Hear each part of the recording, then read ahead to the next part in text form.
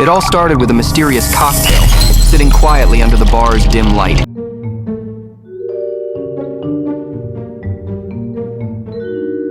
Takže ahoj, dobrý den, já vás zdravím u historicky prvního dílu podcastu pod názvem Koktejl bizáru. O čem se tady budeme bavit? O bizarnostech různého typu.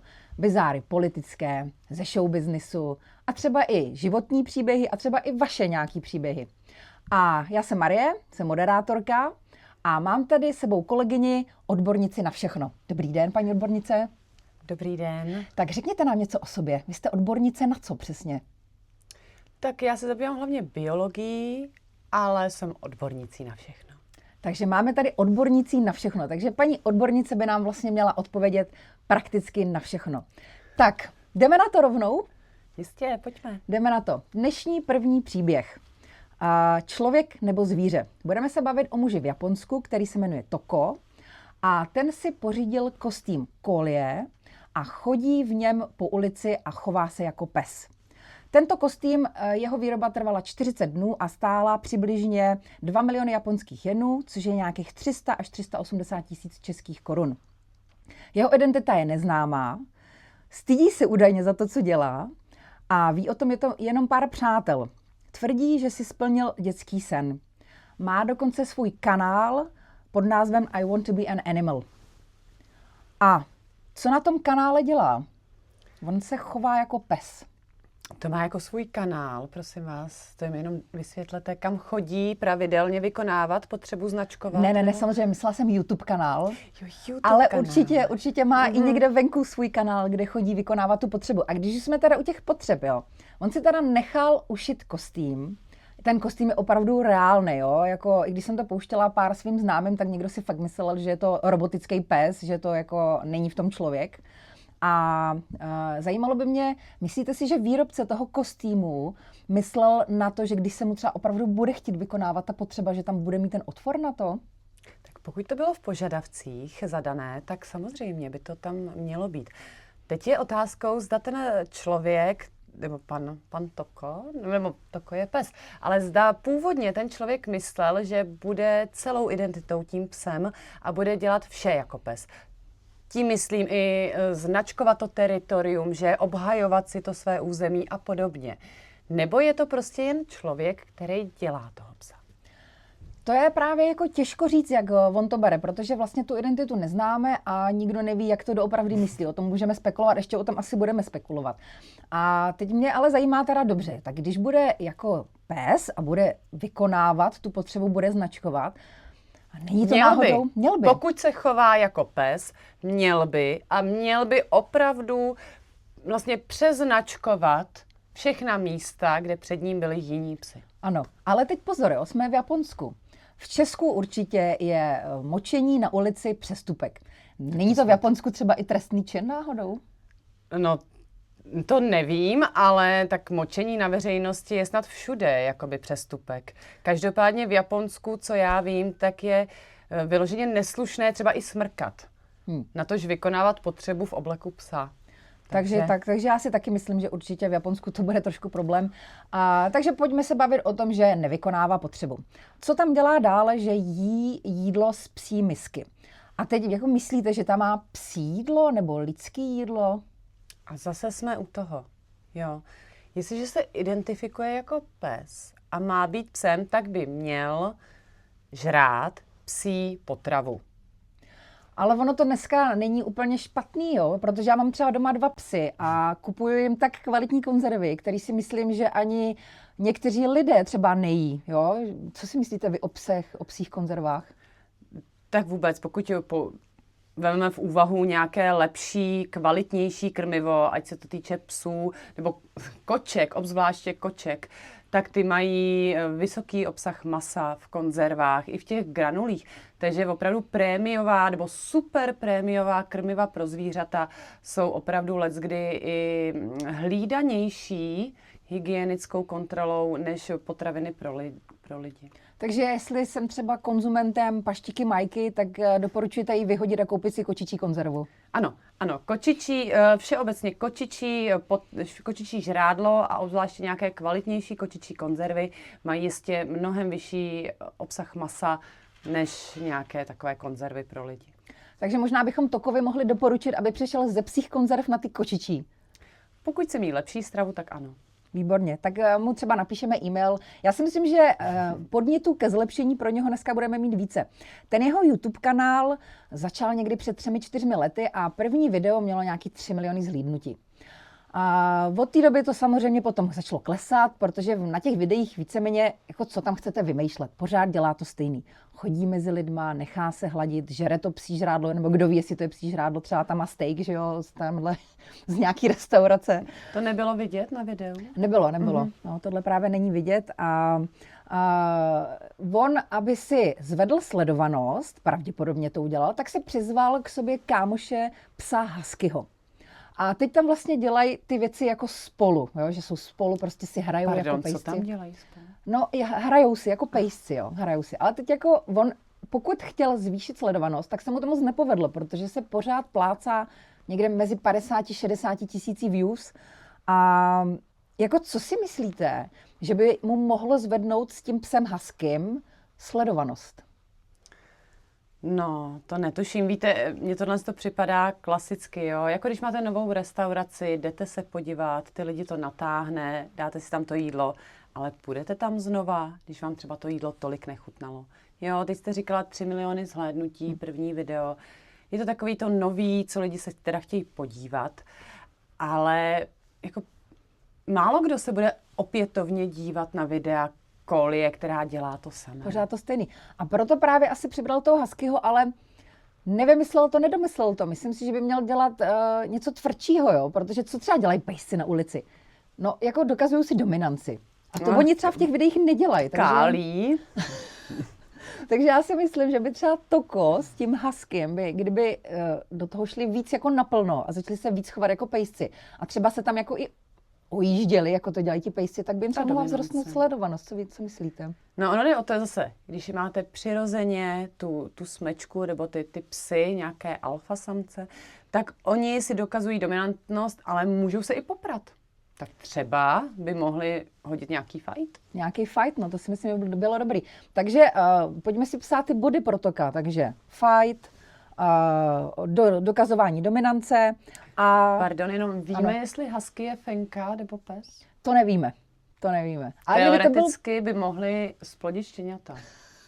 Mohli by splodit štěňátka a to by tu sledovanost určitě vzrostla, protože ve chvíli, by tam byly malí děti v kostýmkách pejsků, anebo by měli opravdu pejsky malí štěňátka. A co třeba takové ty robotické psy? A nebo by si koupili jaký ty hračky u Vietnamců. Že vám štěkají, sednou. Sednou, lehnou. Takže to máme dost podnětů pro Toka. Co byl trošku ústřel, co jsem si všimla, před 2 lety zveřejnil video, zase ale obyčejný, kde chodí mezi lidma, nic se tam neděje a to video má normálně 8 milionů zhlédnutí. 8 milionů, jo. Nic nezměnil, nic se nestalo, polepšil se, ale trošku si myslím, jestli to nebyla nějaká placená kampaň, jo, protože nic, pořád prostě se plácal ve stejných číslech a najednou má 5minutový video, jak chodí mezi lidma, dělá pořád ty stejné věci a má 8 milionů zhlédnutí. Bez huskyho. Bez huskyho. Bez fightu, bez dominance, bez jezení jídla kočičího, jo. Takže těžko říct, no, nevíme, to se asi nedozvíme, zase musíme napsat Tokovi.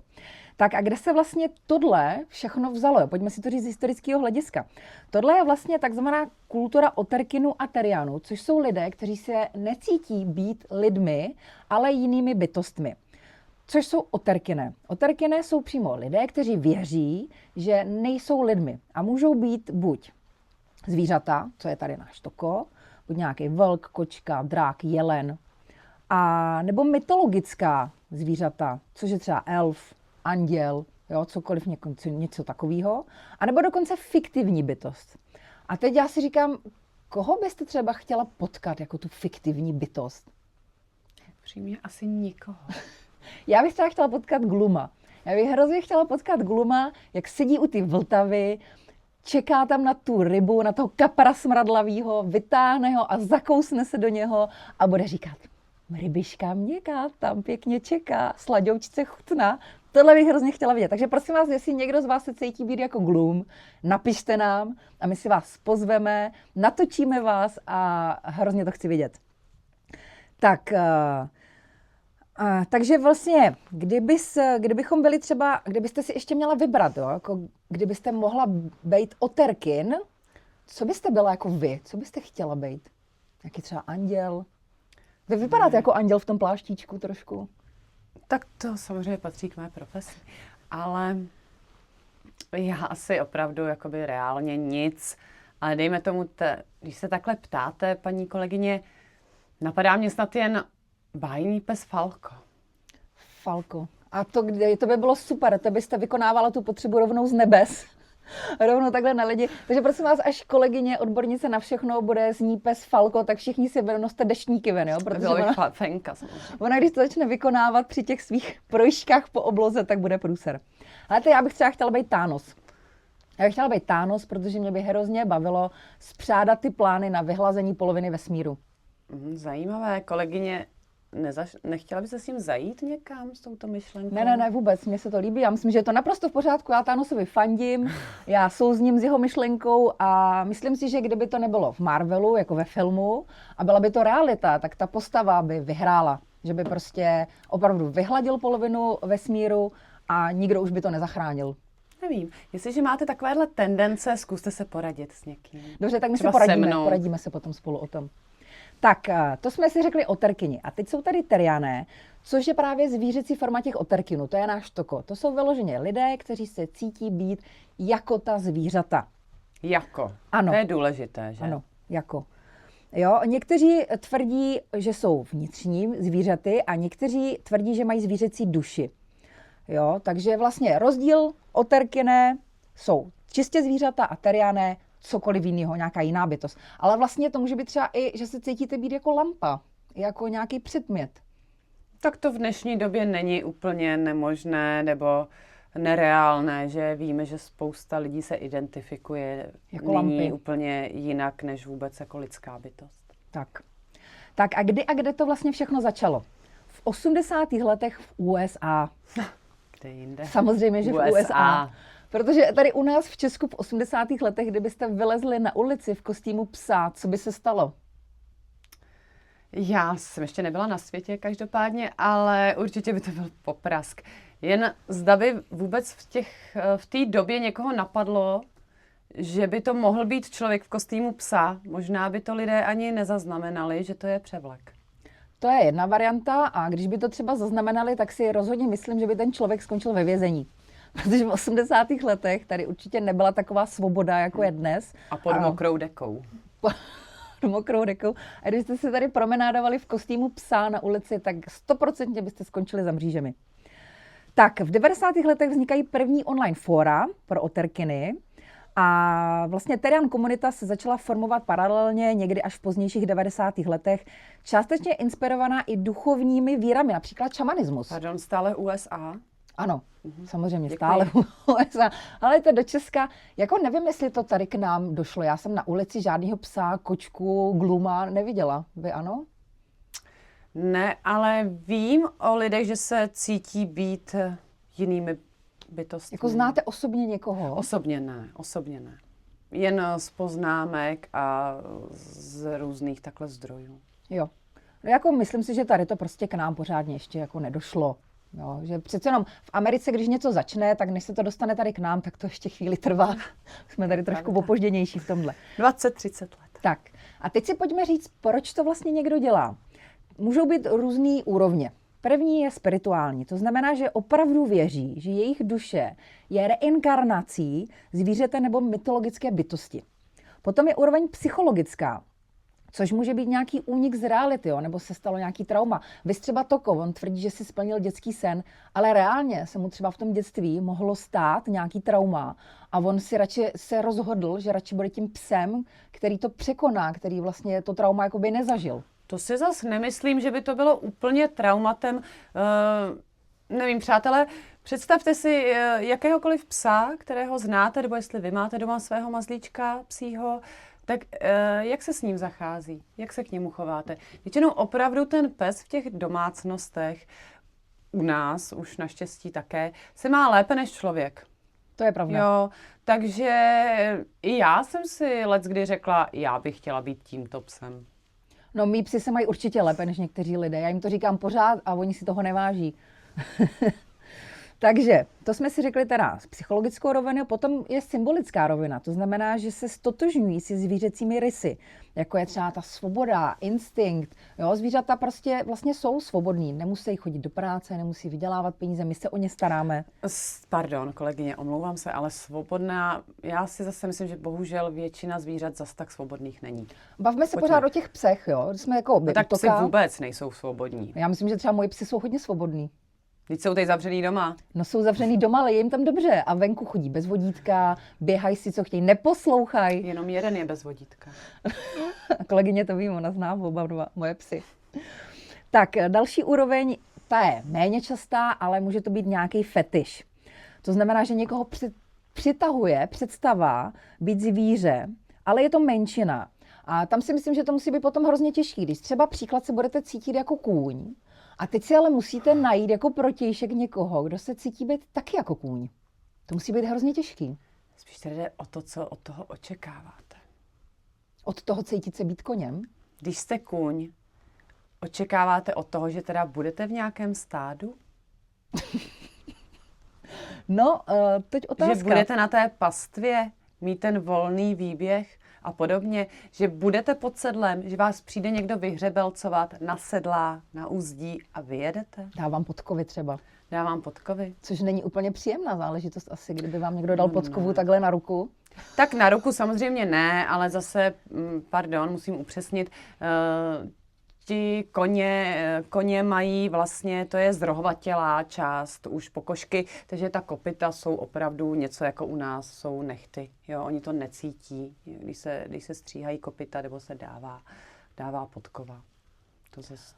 To je jako kdybyste si takhle propíchli nehet a dali si tam piercing. Tak mohli bychom to třeba vyzkoušet, jít někde si nechat udělat okovy na našich nohách.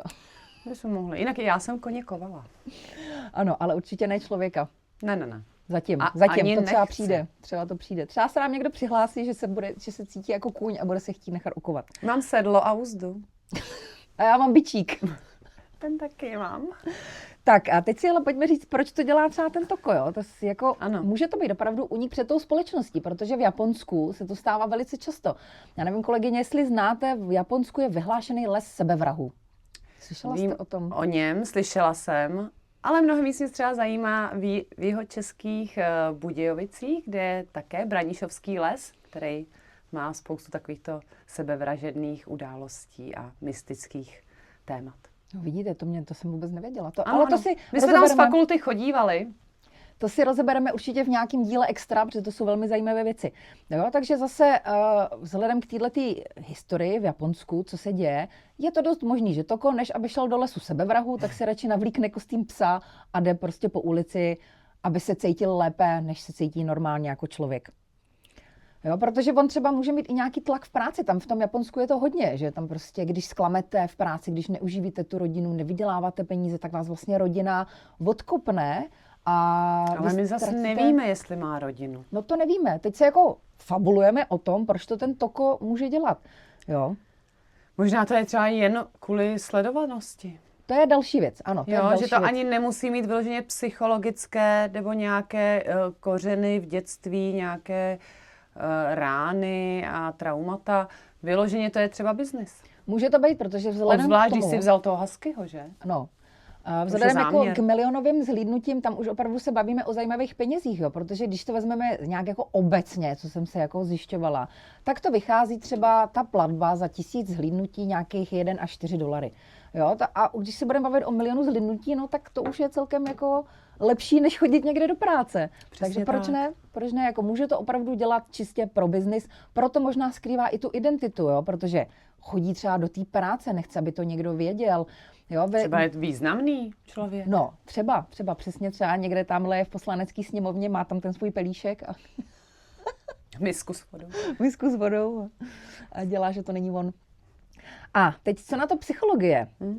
Vědecká obec je rozdělená. Někteří to vidí jako formu identity, takzvané vlastně, nebo neurodivergence. Sebevyjádření. Neurodivergence je vlastně to, že mozek si myslí, že je to realita. Jo? To znamená, to jsou třeba, je to odlišné fungování mozku. Jako třeba člověk, co má dyslexii, jo? On opravdu nevidí ty písmenka tak, jak je vidíme my. A jeho mozek si myslí, že je to normální. Takže tohle může být ta jedna rovina. A nebo to může být coping mechanismus, což znamená, to jsou strategie, které si člověk vytvoří, aby právě zvládl ten stres, úzkost a tyhle ty věci. Ale teď pozor, jo? Z hlediska té psychologie to není bráno jako diagnóza. To znamená, když budete chtít si napsat prášek od psychiatra, tak ho nedostanete, protože tohle není diagnóza. Vy musíte za tím psychiatrem přijít a říct mu tu realitu, pokud opravdu máte ty úzkosti, deprese. Tak mu říct reálně, co cítíte, a ne to, že jste pes. Na to prostě nedostanete prášek. Ale on reálně cítí, že je pes.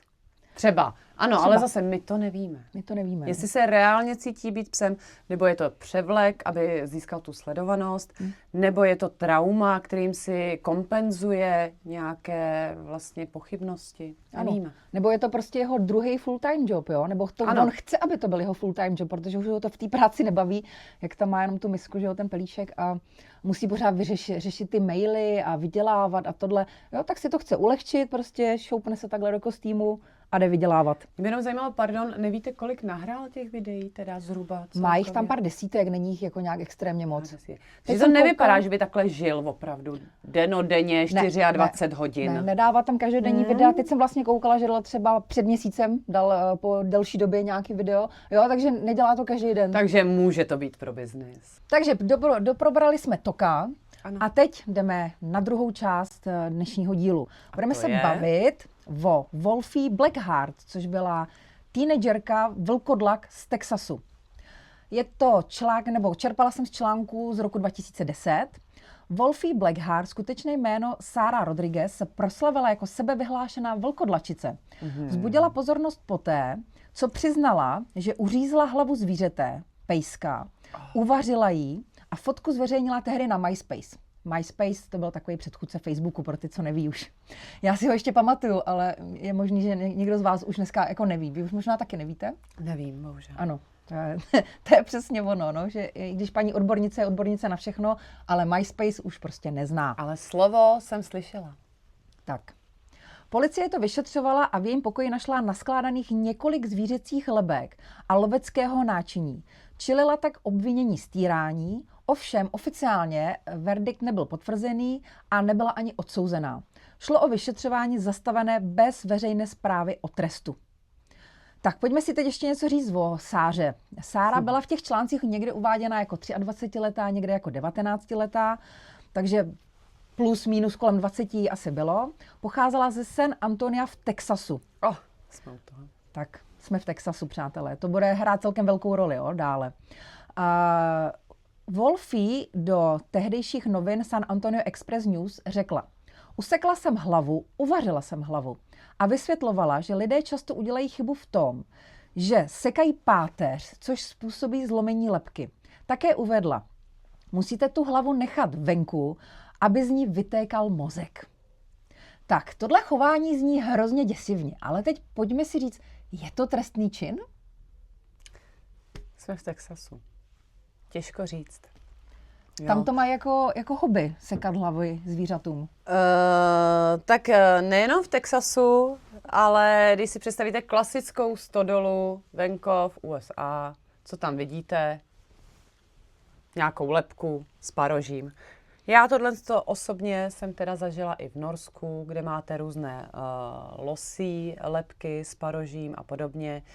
A dokonce i jako náctiletá, když jsem jezdívala na koních a projížděli jsme jednou takovou loučkou krásnou, nádhernou, romantickou, tak najednou kráva, mrtvá, tělo, hlava o kus dál.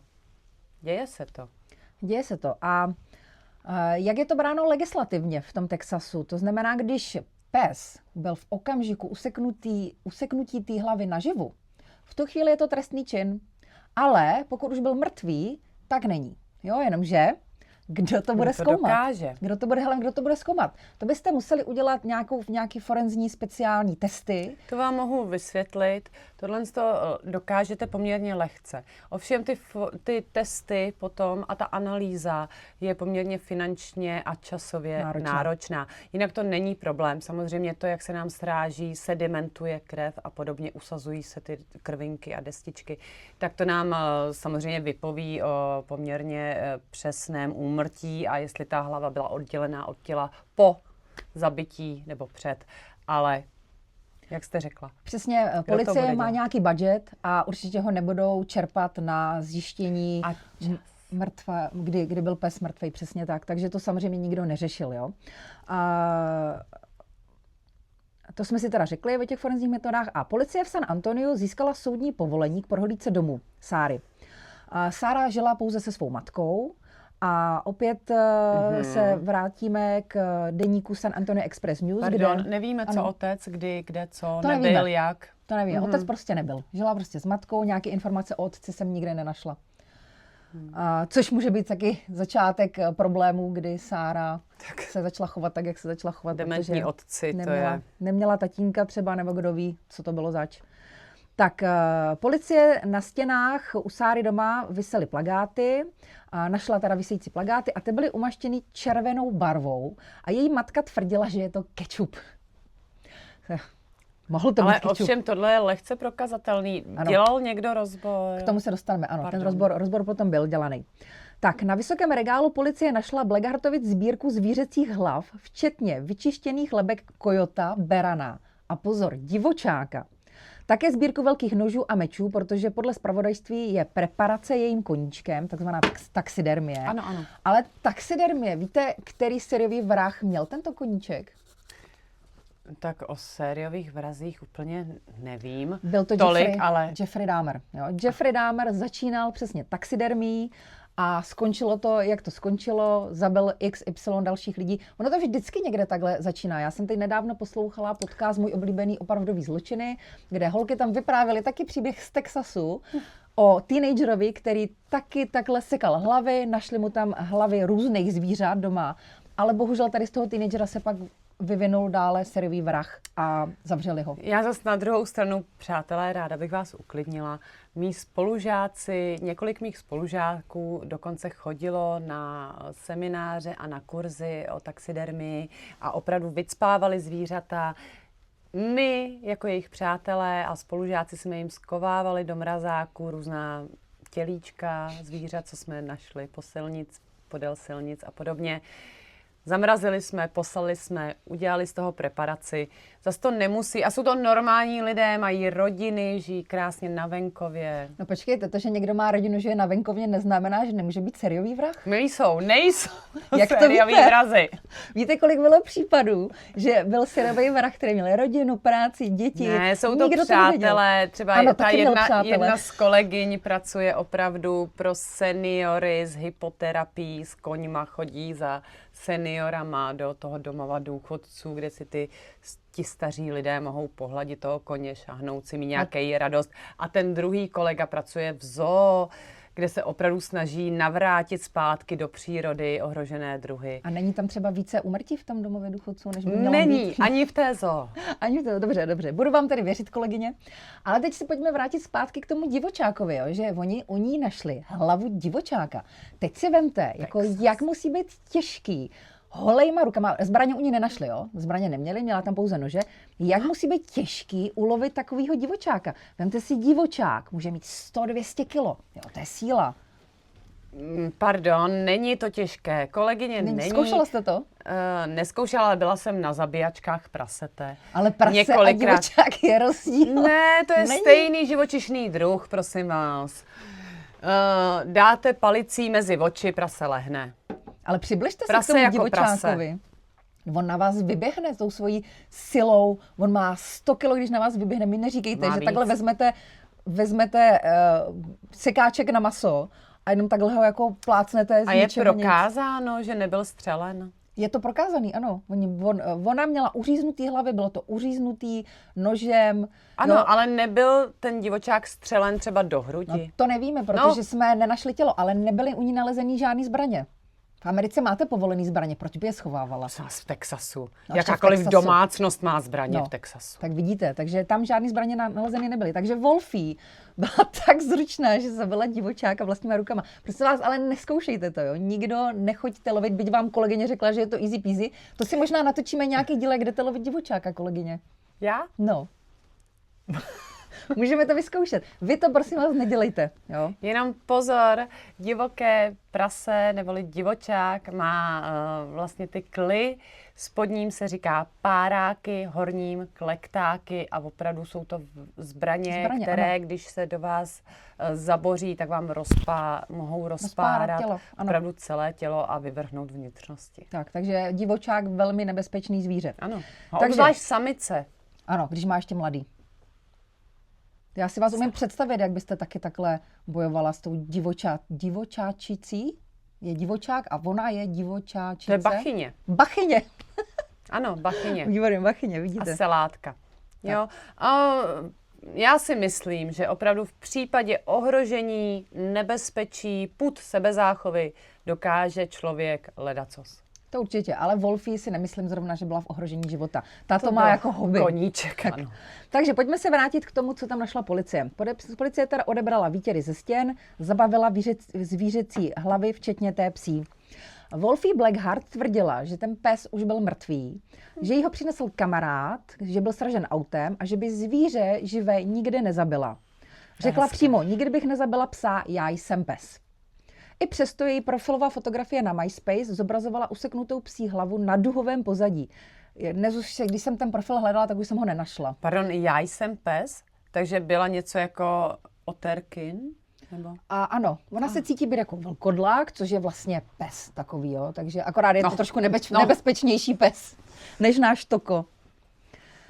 Takže internet se proti ní bouřil v té době. Blackheart říkala, že dostávala spoustu žertovných hovorů, nenávistných dopisů, ale pro jednu osobu byla tahle událost zvláště těžká.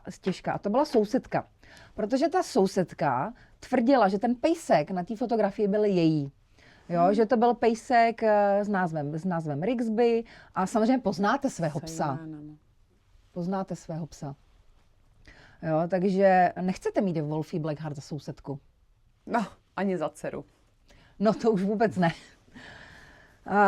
Do toho se kolem Sáry vytvořila, což je naše Wolfie, vytvořila skupinka jejich stoupenců. Což byla, obdivovatelé. Ano. A což byli vlastně její spolužáci. A vlastně oni začali být jako taková smečka. A Sára tam byla alfa samec, nebo samice. Samice. Tak a ta smečka, oni nosili normálně vlčí ocasy, štěkali na kolem jdoucí lidi. Jo, takže se opravdu vyloženě chovali jako to hejno těch psů, nebo ta smečka těch psů. Ale zase, jo, to je ta lidská hloupost. Přátelé, vlk nebude štěkat na lidi. Vlk se skryje, on žije tiše, někde v lese je to plaché zvíře. Takže vyloženě tohle to byla nějaká porucha, nebo spíš nějaká mánie. Mně to připadá, kolegyně, jako nějaká mánie. Ano, ale moderná mánie vlkodlaků. Oni se cítili být jako vlkodlaci. Jo, ano, a asi původ vlkodlak je něco, co úplně neexistuje. A oni ale můžeme to vytvořit. Můžeme to vytvořit. Tak oni asi vycházeli na základě filmů, seriálů, nějakých bájí, pověstí, ano. Přesně tak, jo.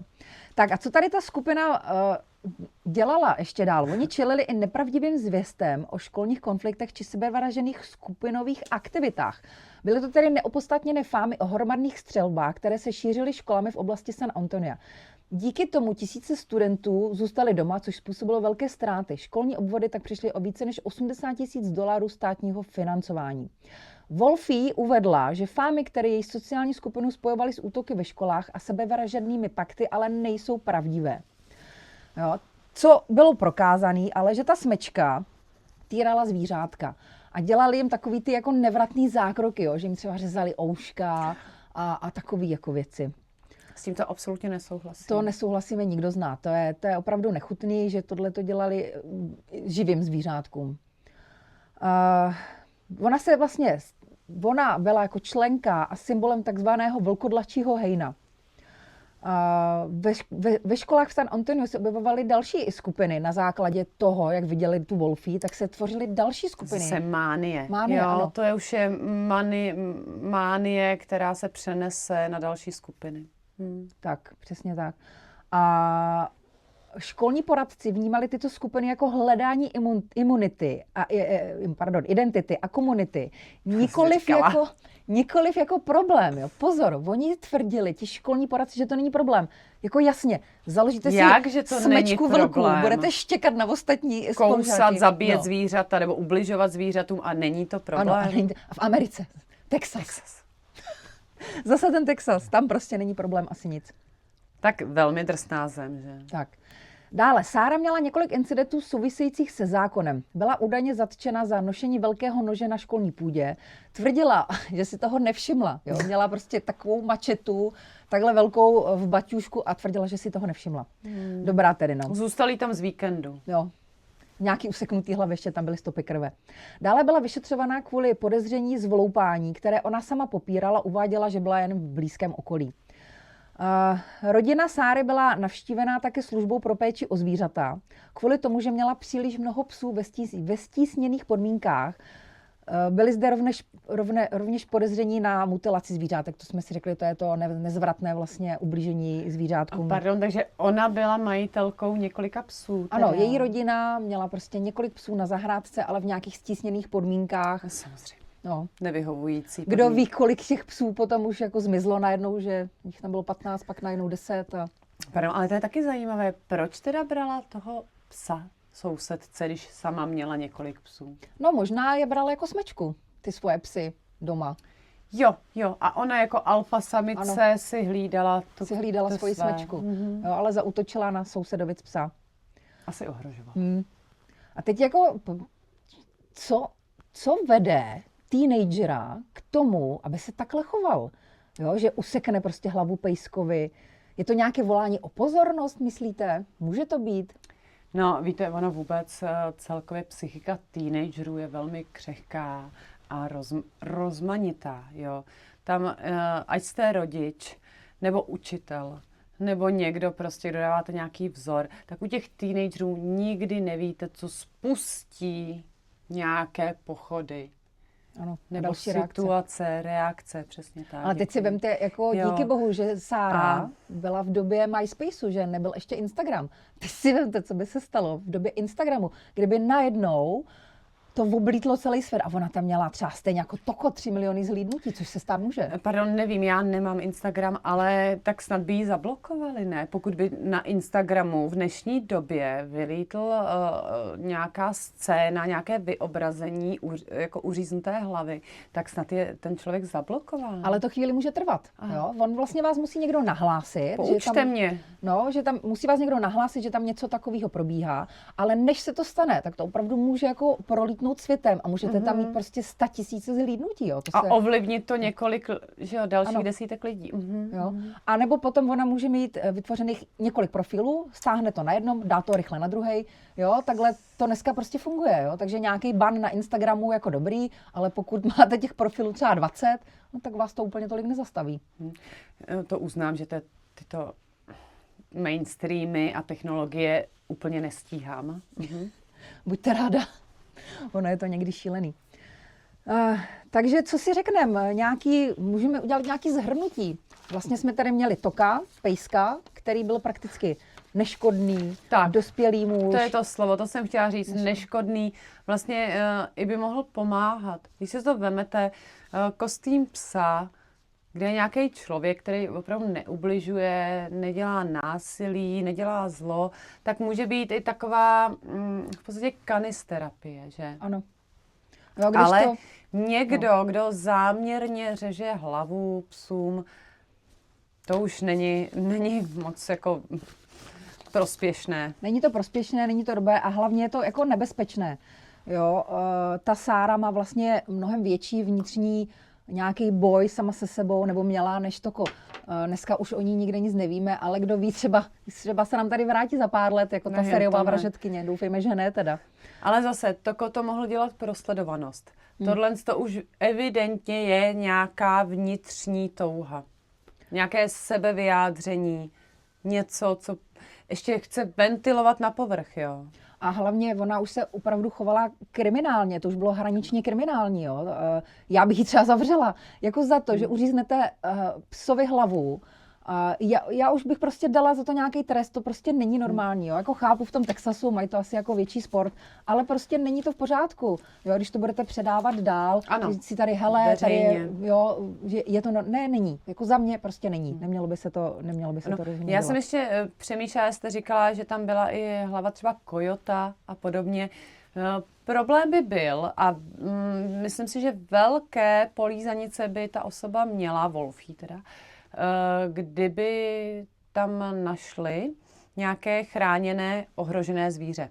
Dejme tomu něco, co je v CITES 1 nebo 2 zařazeno. Tak tam by opravdu muselo probíhat i nějaké šetření, jo, protože jsou to kriticky ohrožená zvířata, s kterými se nesmí manipulovat ani s částmi jejich těla. Ale jelikož právě kojot nebo divočák, pes, jsou běžná domestikovaná zvířata, nebo pardon, do divočák ne, tak vlastně tam ten postih nehrozí. Jo? A co si budeme povídat, opravdu tu hlavu jako trofej má i jděte na jakýkoliv zámek v České republice. Neexistuje zámek, kde by nebyla chodba, aby tam visely prostě paroží a lebky nějakých trofejí. Takže tam to nebylo bráno právě jako nějaké ohrožení nebo něco jako děláno, jako špatná nějaká deviantní věc. Jo, tam, když máte lebky těchto zvířat, tak v podstatě je to opravdu trofej a vy jste za borce, že jste ulovili. Takže prosím vás, buďte si čím chcete být, ale nikomu neubližujte. Neubližujte sobě, ani nikomu v okolí a primárně ne sobě teda. Takže máme za sebou první díl. Ale sobě jo, ale ne ostatním. Sobě taky ne, kolegyně, prosím vás. Rozhodně neubližujte ani sobě. A jestli chcete, hlavně ne ostatním. Jo, neškoďte jiným. Ne, a ani sobě. Buďte si psem, lampou, vlkodlakem. Dlažební kostkou. Ale nikomu neubližujte. Tak, přesně tak. Takže my vám děkujeme za pozornost. Děkujeme. Budeme se těšit zase na další díl. Bude zajímavý. Řekneme to, o čem Já to nevím, to je vaše. A já to neřeknu. Já jenom řeknu, že se opět budeme bavit o něčem bizarním. No, jinak. Jak jinak. Pěkný večer, den, nebo kdy nás posloucháte. Noc a ahoj. A ráno. It all started with a mysterious cocktail sitting quietly under the bar's dim light.